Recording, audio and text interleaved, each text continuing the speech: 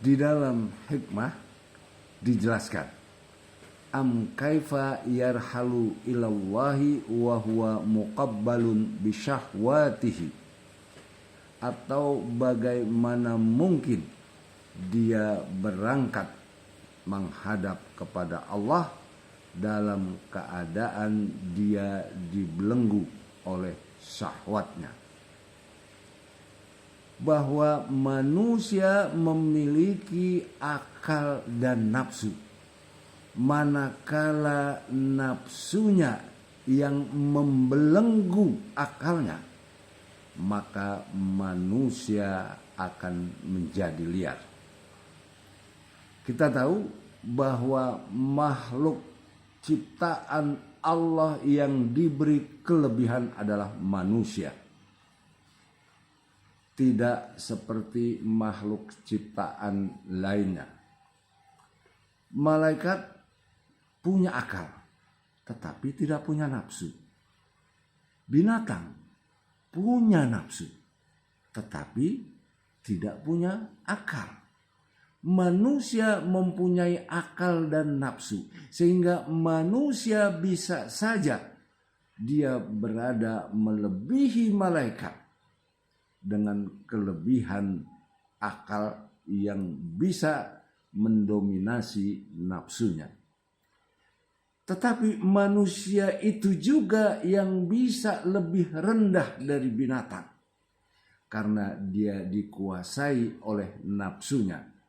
Balhum adhal, bisa lebih rendah dari binatang. Tetapi nafsu ini adalah bentuk daripada kekuatan, daya gerak, daya dobrak, daya penekanan, daya dorong yang sangat luar biasa untuk bisa melakukan apa yang diinginkan.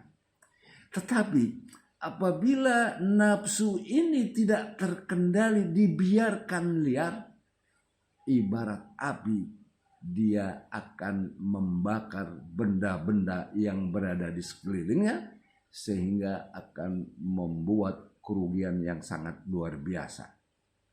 Sedangkan syahwat adalah yang menunggangi nafsu itu sendiri. Sehingga manakala manusia ditunggangi oleh syahwatnya, manusia yang sudah membelenggu akal pikirannya, sehingga dia akan berubah, akan menjadi manusia yang sangat kejam, manusia yang berubah menjadi seperti binatang yang siap menerkam mangsanya. Oleh karena itu, janganlah sampai pada saat kita menghadap Allah dalam keadaan membelenggu kita punya akal, sehingga syahwat nafsu ini berkeliaran. Inna nafsa la'ammarati bisu'. Sesungguhnya nafsu itu akan selalu mengajak untuk melakukan kejahatan. Orang yang beriman, yang beramal saleh, terbiasa menggunakan hati nuraninya, pikirannya, agar dapat menguasai akalnya, sehingga mau tidak mau, suka atau tidak suka, maka akal harus menguasai nafsunya. Karena kalau tidak, ini sangat berbahaya. Perhatikan di dalam surah Al-Jasiyah ayat 23. Apa ra'aita manittakhadha ilahahu hawahu.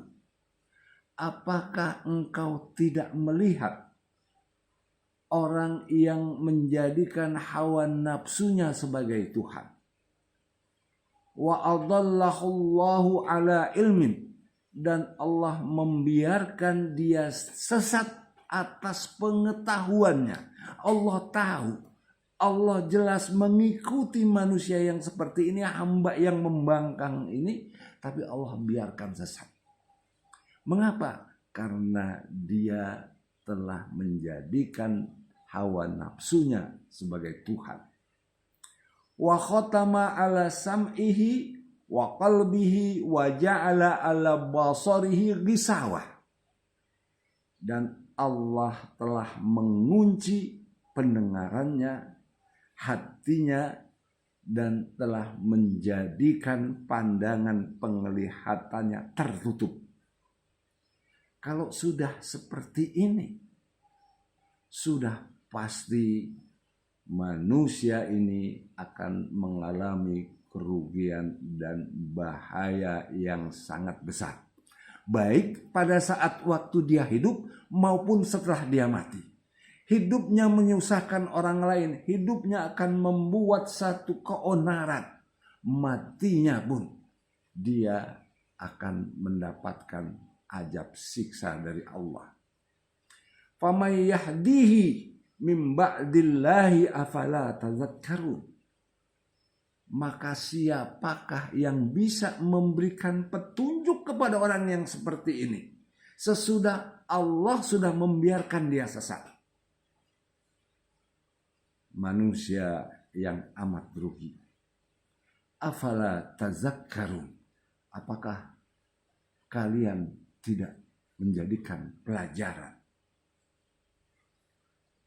Jadilah hamba Allah yang senantiasa selalu berpikir dengan hati nurani yang bersih, sehingga dalam pelaksanaannya dia melakukan kebaikan-kebaikan dan bisa memanage, menekan, dan menguasai nafsunya. Orang yang seperti ini pasti dia akan hidup sejahtera baik di dunia maupun kelak nanti di yaumil qiyamah. Semoga ada manfaatnya.